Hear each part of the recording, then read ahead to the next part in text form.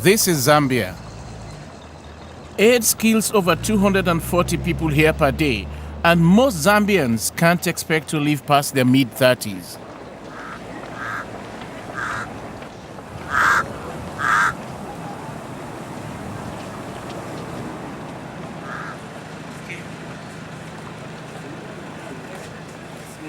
I've come to the town of Mongu in the Western Province to live and work for 1 month in a hospital at the front line of the AIDS epidemic.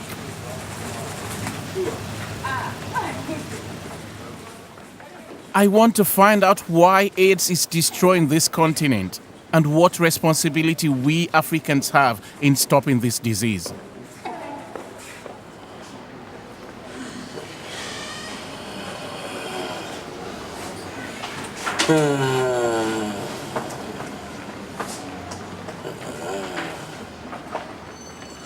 Lewanika Hospital in Mongu serves a population of 200,000. With 273 beds, it's the largest hospital in the region. I'm going to be working here as a ward orderly. Well, this is my first morning and I'm reporting for duty.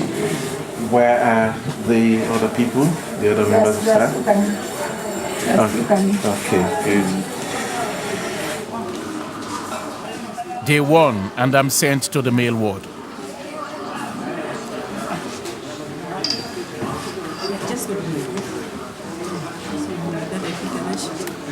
Good. Okay, thank you. Okay, you're welcome.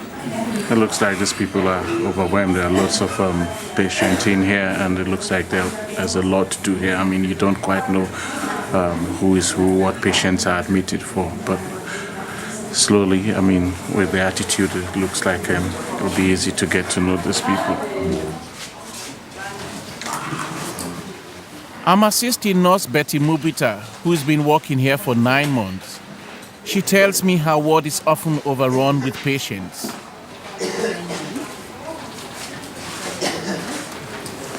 What's the normal capacity of beds? The normal capacity of bed is supposed to be, because here there are 20 beds, there it's 18 beds. So it's 38. Yeah, there's 38, And but you get 58 people yes, at one go. yes, So the rest will just lie on the floor. on the floor, and even the nursing care, sometimes you are just alone on duty. Well, it looks like my first morning is a good morning. It's not that full. Yeah, you are very But it's not, I'm lucky. very lucky. It's not going to be like this all the time. No, it's not always like this. My job as a ward orderly will mean helping the nursing staff, washing and feeding the patients, and cleaning the wards.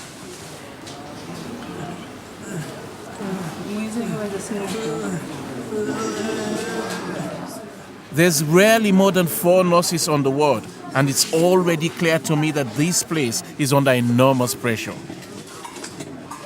Most of these patients are in the last stages of AIDS and need help with the most basic tasks. That's painful. Slowly. Some lucky patients have relatives who are allowed to stick around to help.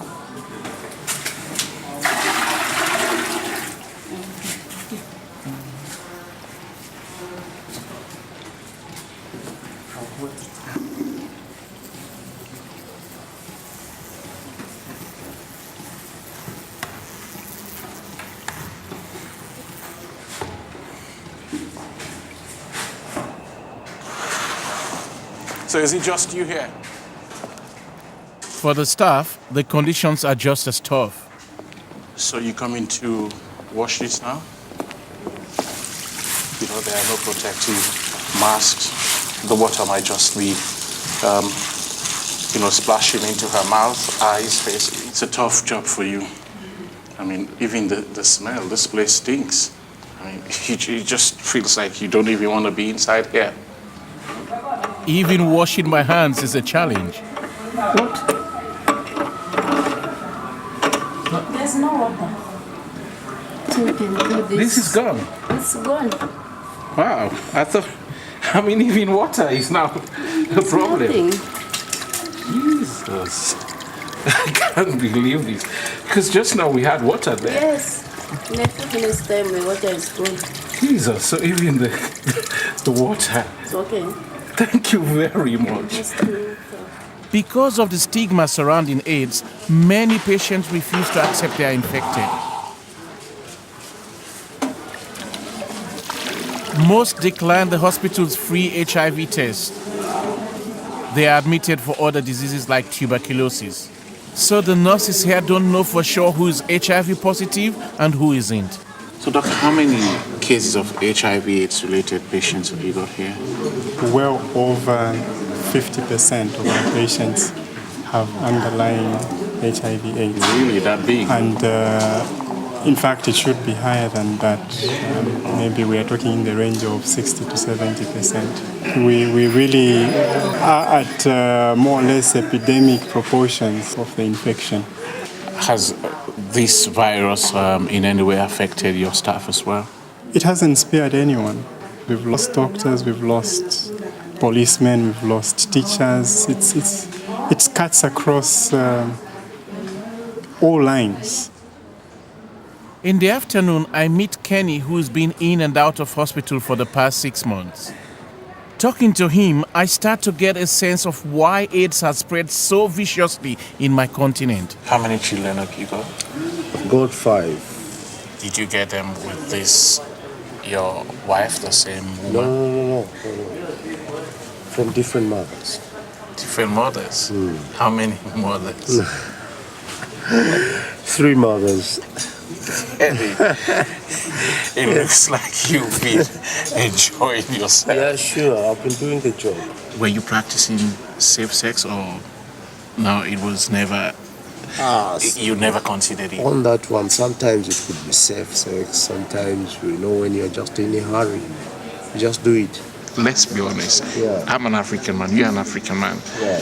Here in Zambia, as well as in my country and most of Africa, people will tell you, hey, I want the real thing.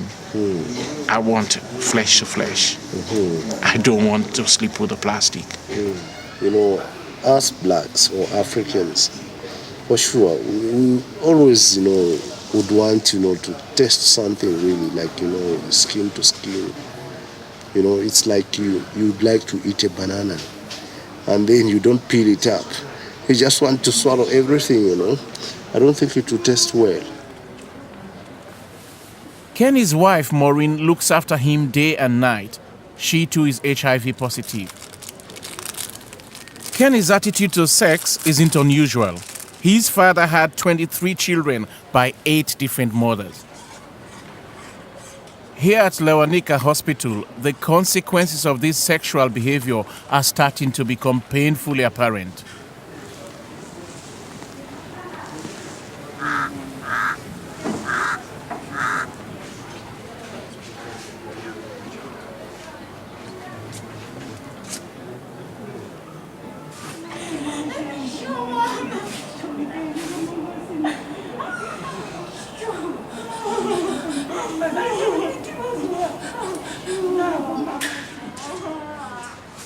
Today, I am one of only 2 orderlies on the ward, so when it comes to moving the dead, the relatives have to lend a hand.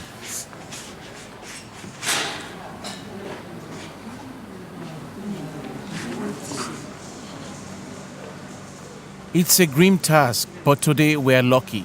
All the freezers in the mortuary are working.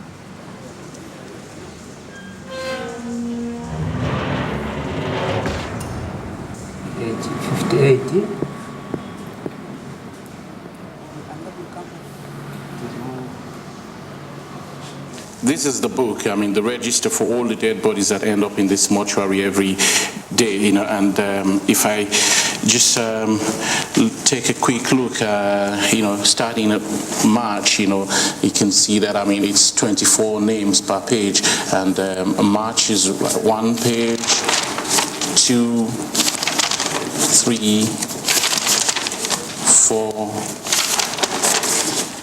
and and about 5, roughly, it looks like about 3-4 people on average dies every day.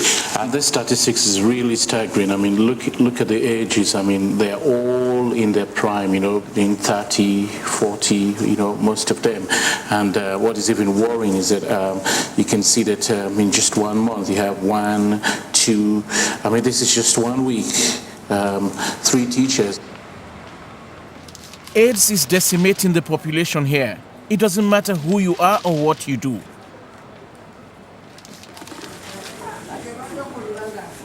It's the end of my first day. I've seen nothing but an endless stream of misery and suffering. The hospital staff are struggling against almost impossible odds. It's hard to imagine how they'll ever be able to get on top of the disease. At least I'm not sleeping on the floor. I'm staying at the nurse's residence. It's just good to just knock off from all those very tragic stuff one has been seeing all day, dead bodies, people crying all over the place, very, very sick, very weak patients all around the place, and not to talk of that stinking, horrible smell in that hospital. I really look forward to a very cold shower right now. That's all I want. The next morning, I go with Betty to collect drugs for the patients on the male ward. The pharmacy is down to its last few boxes of life-saving antiretroviral drugs. ARVs, as they are known, suppress the HIV virus, boosting the immune system. But they are too expensive for most Zambians. However, there is some good news. Here, CIDAS, an NGO who have committed to provide a guaranteed 5 years supply of ARVs for about 1,500 people who have got their stock here. So I just hope they will keep this, because people here desperately need this if they're going to bounce back. These ARVs will be distributed in a week's time on a first-come, first-served basis. But I found the other drugs in this hospital in short supply. Hydrocortisone injection, Yeah. we don't have. That's out of stock. Yeah, Then cefatoxin injection, we also don't have. out of stock. Yes, chloramphenicol injection, we have. We're going to give you 50 vials. Instead of 100, okay, Yes. that's good. Oh, we asked for 200. No, the only remaining 30. 50. And surgical gloves we don't have. Gauze we don't have. Well, I don't know, from my perspective, Betty, this is looking good. What do you think? What do you feel about this order? This is, at least we are so like, this is very good. At least we didn't get everything which you ordered, but at least we've got something. I don't know how you guys are working in this place. The vital medicines that you need to run this place are just not available. How is this place running, Betty? We just use whatever is available. You just say, if there is nothing, then what do we do for the patient? We're supposed to be equipped, but since we are not equipped, and the disease is on it's on an increase, that means we're not doing anything. That means even if you wanted to, we are not acting aggressively against the disease. So if this will continue, then we'll be losing. We are fighting a losing battle if this is what will continue.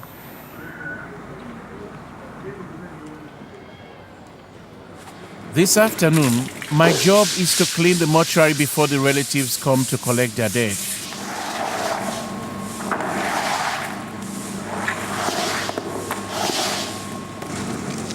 The mortuary doubles as a funeral parlor. As one family washes their loved one, another family are waiting to take their turn.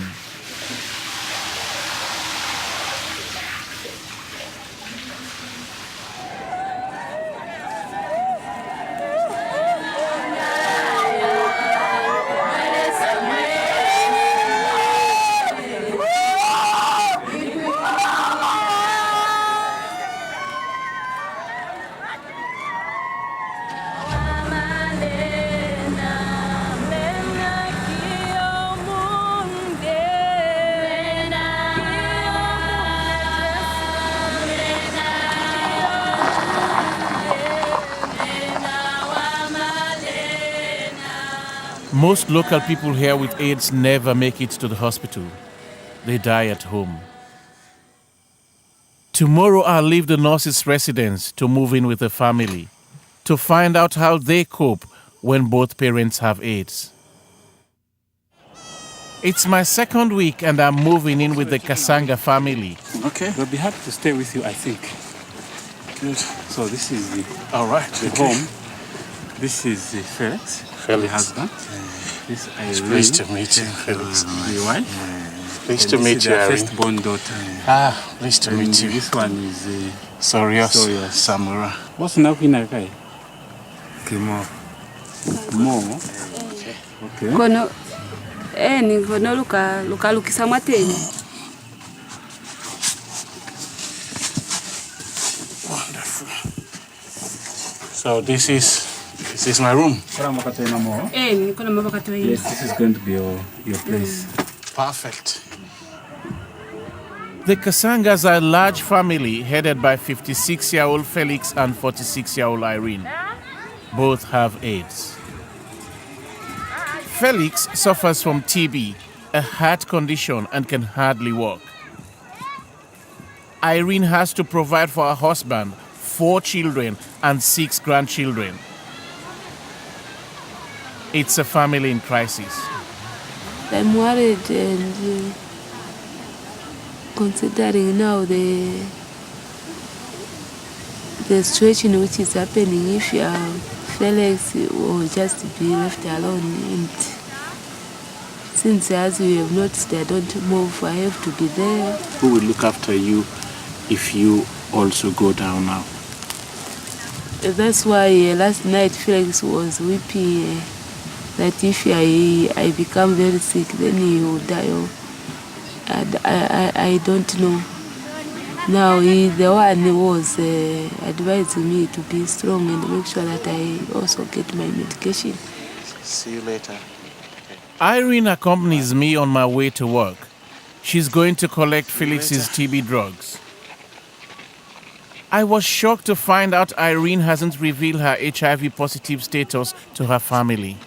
I haven't told any of my relatives because of the stigma. They might neglect us, as I have learned to some of the families. Because some, they say, when I'm tested and if I'm told that I'm positive, I can just hang myself or poison myself so that I die.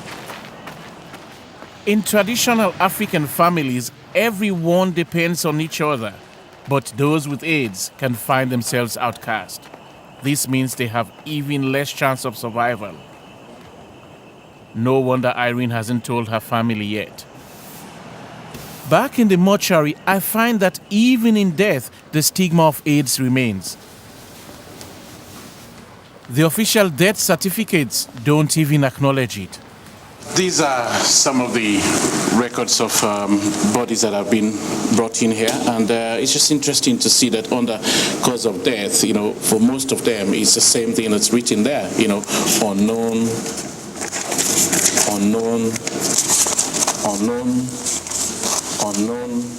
I mean, it's interesting. It clearly shows that most people here are worried about the stigma, so they don't even bother to allow the cause of real death to be written on the death certificates or in the records. Unknown. It's one different one, but unknown. It's interesting.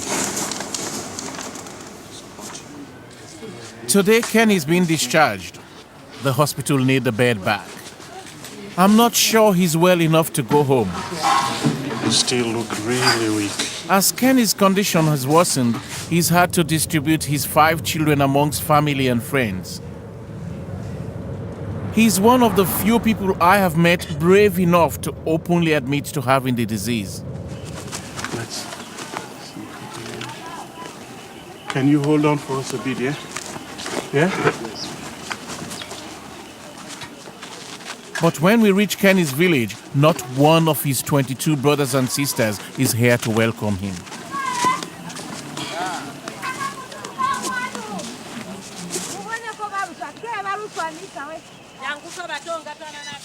With no work and little money, Kenny and Maureen are reliant on someone bringing them food. Is there any food at all? No. No food? No.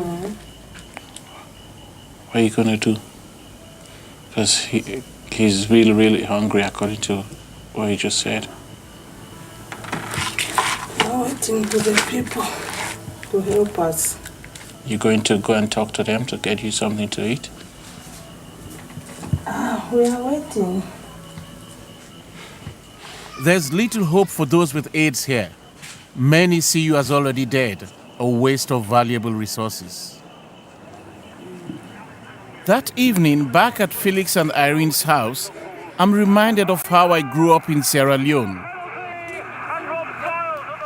Like these children, I lived in one room with my parents, so I was aware of and experimented with sex from a very early age. The thing that seems odd now is that my parents never talked to me about sex. From what Irene tells me, nothing has changed.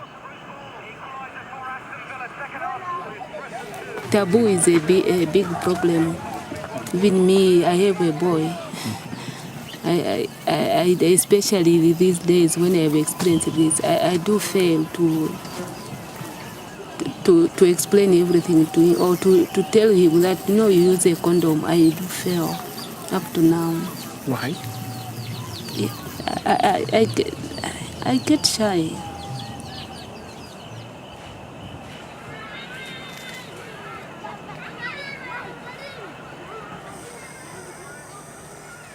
It's Saturday night, the end of a tough week, and I'm going to check out the nightlife.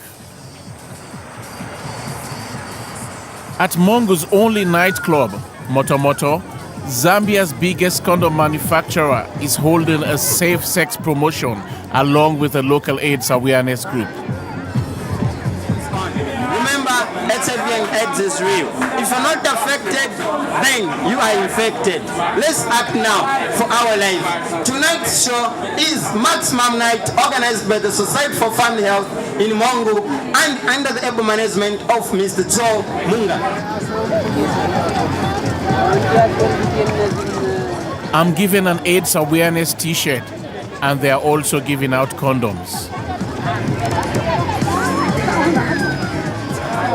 Do you have friends who don't use condom? Yeah, I guess I have. Especially me, I don't Especially my friend here. Yeah, you don't use condom. I never used a condom before myself. Yeah. Why not?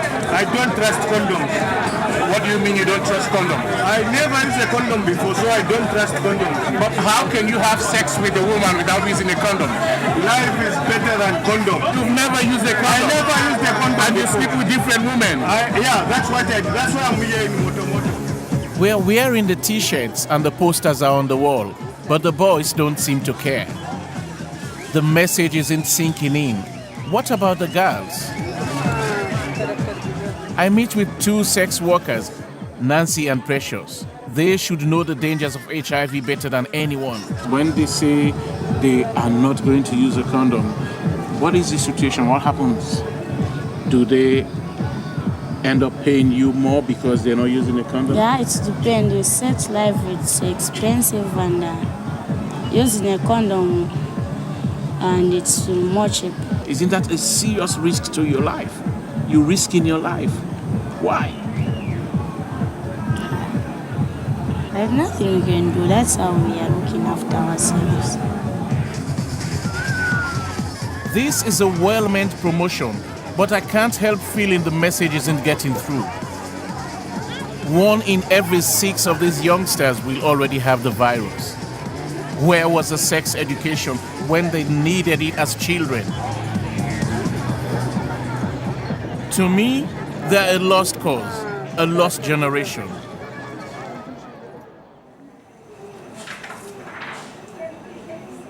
It's Monday morning, my 3rd week, and today I'm working on the children's ward. As a parent myself, I have been dreading this job. I've been told that many of the children here are HIV positive.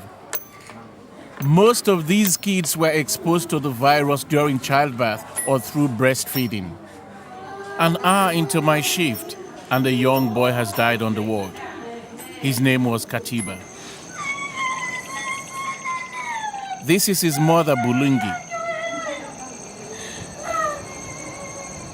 She has no friends or family with her. One of the other mothers tries to keep Katiba's mouth closed, away from the flies.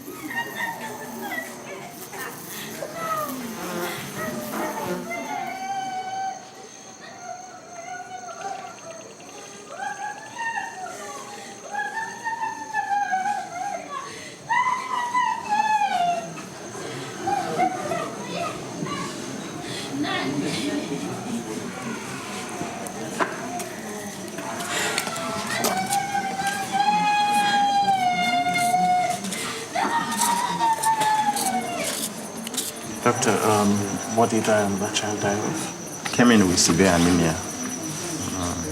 He was admitted just this morning. So unfortunately, he's not had blood transfusion and he's dead. How old is he? He's okay, 8 years.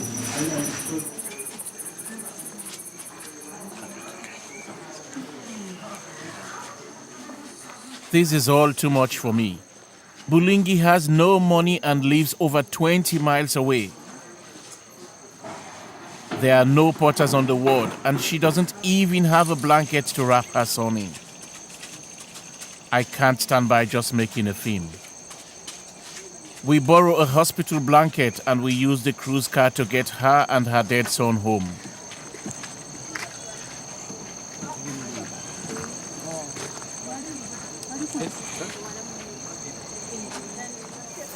Some compassionate strangers agree to accompany her home to bury Katiba.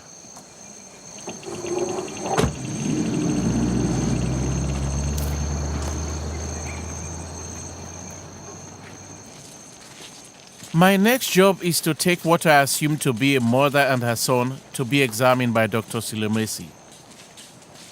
The boy is Swana. I thought he was about 7 or 8 years old, but I'm way off the mark. We have here a 14-year-old boy, but he looks much smaller for his age. He's the last born in the family of 3. Unfortunately, both of his parents passed away, apparently due to long illness, which I would presume most likely was immunosuppression or AIDS. He's a candidate for ARVs. The girl who has come with him is not his mother. It's his 16-year-old sister, Bitonda. I can hardly believe she's only 2 years older than Swana. He is in the latter stages of AIDS. And just complaining of the sores in the head. You saw it? And at times they produce maggots. Gosh.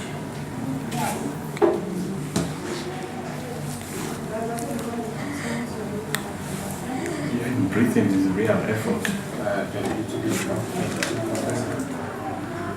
Jesus. What is it? I took the weight last week. It was 22. My God. He's lost 5.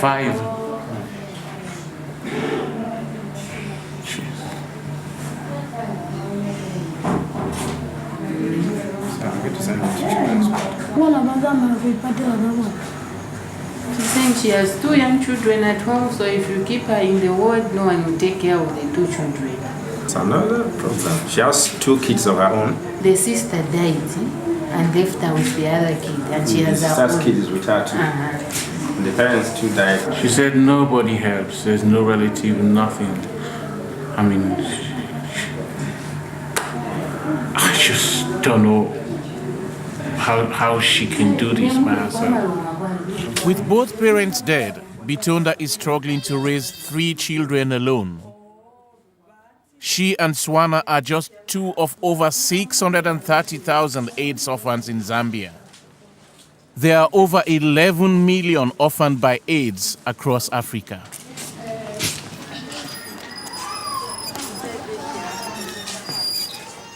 Swana needs a blood transfusion before life-saving drugs can be administered. It's the same bed Katiba died in, and I go, B6.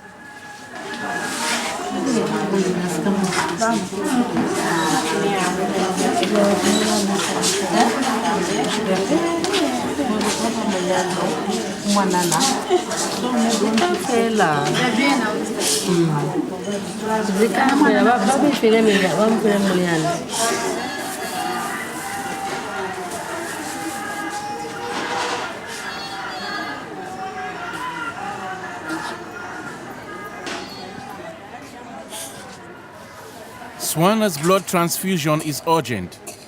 The nurses try to contact the staff in charge of the blood bank, but there is no answer.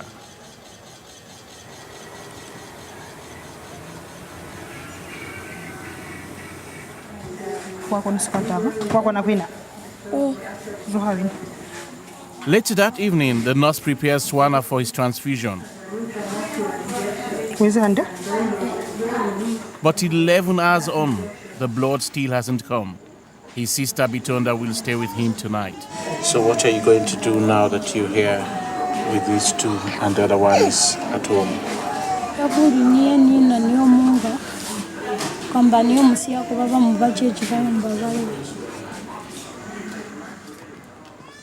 I never want to have another day like this. I'm just praying that bed B6 doesn't claim another victim tonight. I've been working at Lewanika General Hospital for 3 weeks, finding out what it means to be living with AIDS. This morning, I'm keen to get back to the children's ward to see if Swana, the little boy I left yesterday, made it through the night. He appears to be much better. He's had a blood transfusion.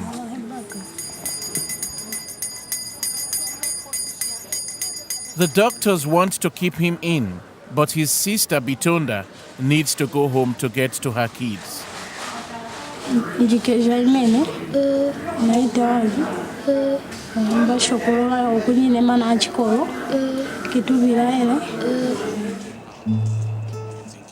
After her parents died, leaving Bitonda in charge of the family, she had a child. She was only 12 at the time, but she told me she knew about safe sex. Why didn't you use a condom then?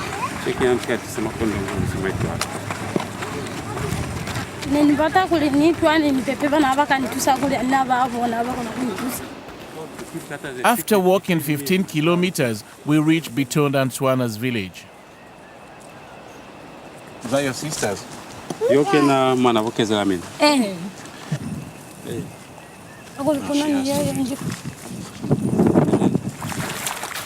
Bitonda took me to her rice field. I wondered why she didn't have a man helping her to raise these children. You get men coming after you? Eh. So what do you say to them?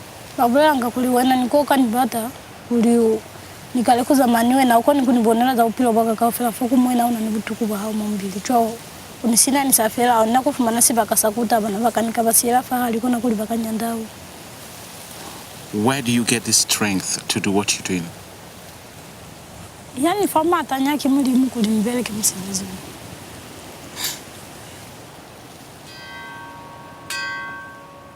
The church has an influential role to play in the prevention of AIDS in Africa. Bitonda's church is led by a blind pastor who runs a home for 100 AIDS orphans. As these children's parents died of the disease, it's likely most of them are HIV positive too. I wish to greet you in the name of Jesus. Amen. The pastor stresses abstinence, but his stance on contraception seems dangerously naive. HIV is one of the incurable diseases. The Lord wants us to talk about it in the church today. Me, I don't support the issue of condoms because that has been made by man. Man shall not protect this. And so it is only God. So the only protection measure according to the Bible is to stick to Jesus. Let us pray. I want to pray for my dear ones out there in the hospital, that Lord may look upon them now. I cannot believe that in this continent, in this day and age, In the middle of this epidemic, anyone would advise merely abstinence as credible solution. In our midst, oh God, even in the community there, I want to try, my God, that to be rich out there, that Lord may Listen up, yeah? And listen good. That night, back in Mongu, abstinence is definitely not on the agenda. Well, this is a local bar that seems to keep us up all night, you know. I mean, right across the road where we live, we hear the music every night. And I'm now coming to check it out myself because this is where most of the young adults seem to come to drown their sorrow. These people seem intent on getting completely pissed. It feels like the whole village is here. Even the little girls are imitating the suggestive dancing of their older sisters. How are you?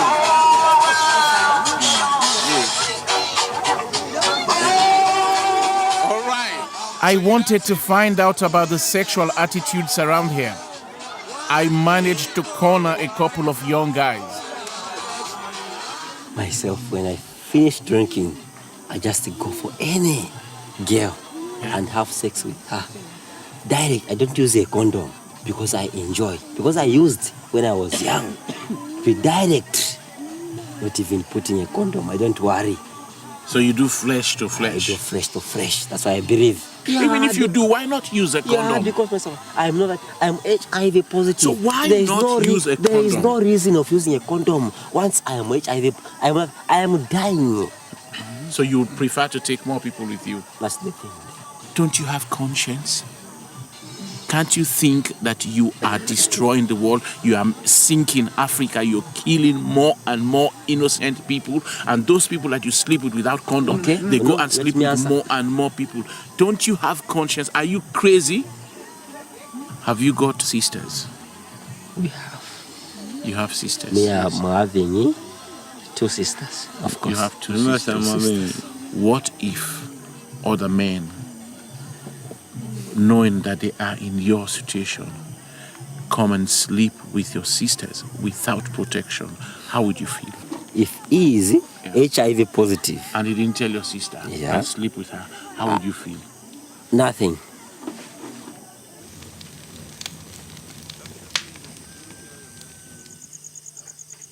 This is what it really means to be living with AIDS in Africa. Stripped of all respect for yourself and others, where all hope is destroyed.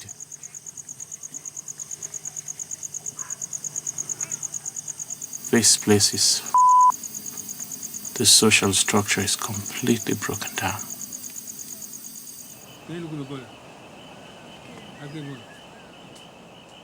Back at the Kasangas, and Irene's health is deteriorating.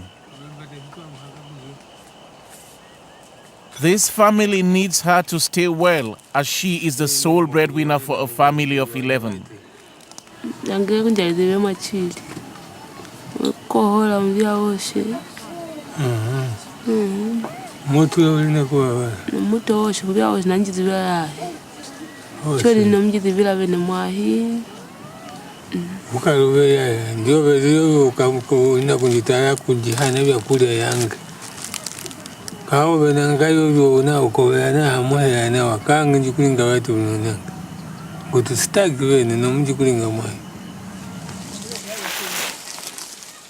Felix and Irene have heard on the radio about the new scheme which could mean free antiretroviral drugs for 5 years. It's on a first-come, first-served basis, but only 1,500 people will be lucky. Felix has been paying around £5 a month for the ARVs. With no income, it's financially crippling them. The family can only afford drugs for one. If Irene doesn't get ARVs soon, she will certainly die. You qualify to start the ARVs. Okay. Will he be free or will he still continue paying? Even the husband is going to be. I don't know even what to say because the free ARVs have come at the right time. I'm stranded and I was worried because I had already started selling things from our house so that my husband could And considering now my health, especially this month, I was very worried. Have they explained to you why it is important that you disclose to another person about your status? Doctor, sometimes because of the stigma, sometimes it's difficult sometimes. So yes. But you know that your husband is positive and is taking drugs, and I'm sure you remind him to take the drugs. You ask him, have you taken the drugs? Isn't it? Yeah, so there's supposed to be that somebody to help you with the drugs. You understand? It's good news. Felix and Irene have been unbelievably lucky. In Zambia, over 1 million people have HIV/AIDS, but only 23,000 are getting the drugs. Felix and Irene have finally decided to tell their 2 teenage daughters, Nyama and Batha, that they have AIDS. Ndina HIV. Baishona na bakwe bana HIV. Choni ni mwenda mlingawati nini babenya bene mwa munadhibuka bene ngocho. Kujetsa kolika chikandera kuli yetu bakwetu mneja. Etute utadhuke ngo tubina kuvinisa batate bika tutomba teka ngo twa mshongo lika watibi bene wana kubinja. Mwali masinja sakwendeka na kandera kuli kabene. Kuzubuka bika bibabala batate nambe bika bibabala banani. Muye ku VTC bamilinge ku testing cheni mubabali. Linga tubuke status yeni. Nangunje njiri free na kunjitesta momu na njizubuke wangenjendela haka. Njesi nali mulinge ya kuninga ngwa mubata wanjitesteri kanji mwani wangenjendela haka maana njiri baba njiri free. The news prompts Nyama and Batha to be tested for HIV.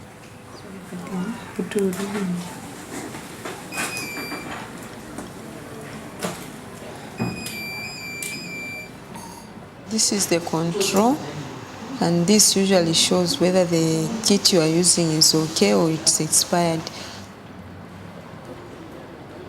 The first client is negative, and unfortunately the second specimen is reactive.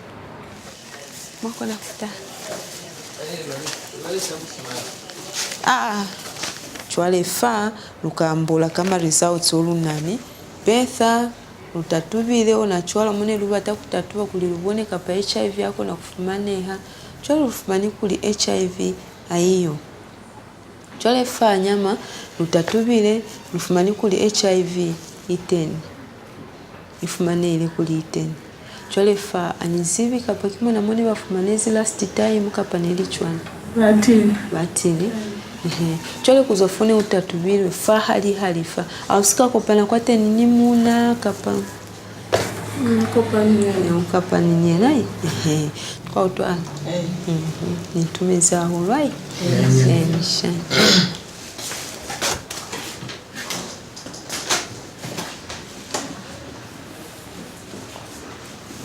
okay. The difficult one, especially if one of them is positive, it is hard. It's a cruel blow for Irene and her family, who already have so much to cope with.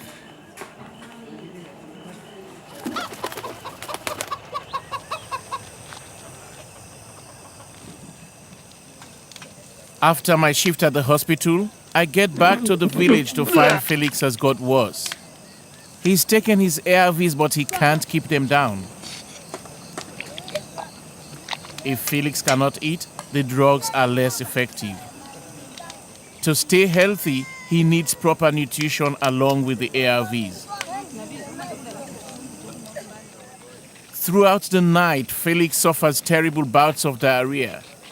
The pressure on Irene is just too much. The problem is I'm very worried with the diarrhea because he has lost weight. Me, I'll eat tomorrow. You'll eat tomorrow. Yeah. You have to stay strong. If he doesn't eat, you should eat. At least you can look after him. Okay. You know, if you don't eat because he doesn't eat, what will happen if you two fall down, if you become very, very weak and very ill? Who will look after who? You see?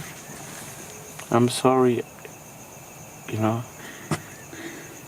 I'm really worried about Felix's condition. He is on ARVs and he's also got TB drugs. He's got care and, food, everything. It looks to me like he's running completely out of medical options. I honestly don't know what the future holds for this family.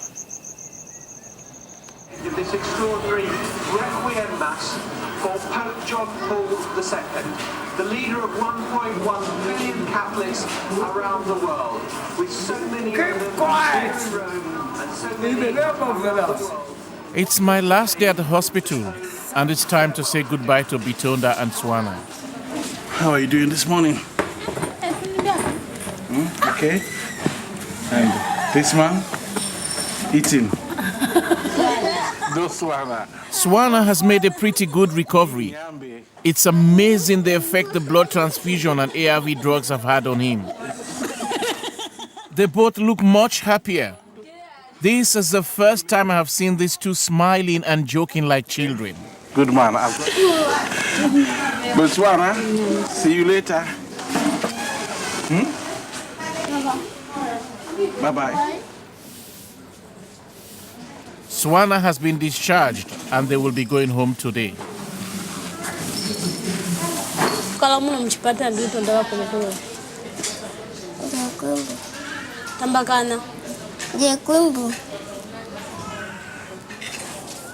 I can't say I'm not relieved to be leaving the pain and suffering of Lewanika Hospital. In the past 28 days, over 80 people have died here, many of AIDS. Back in the village, I had one last question for Irene. Can you tell me what HIV/AIDS truly means for you? To me, it means death. As what I've experienced as it now, because a lot of diseases just come. Your body is weak. You can be killed by any disease anytime.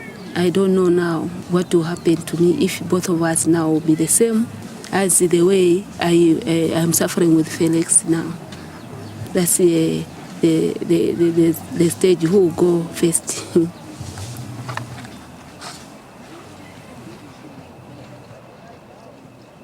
It seems to me AIDS has found its perfect victims in the poverty, stigma, and sexual taboos of African culture.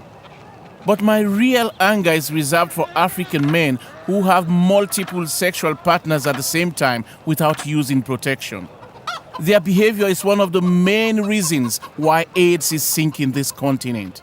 After 4 weeks working in Mongoose Hospital, it's obvious that a lot of things need to be improved.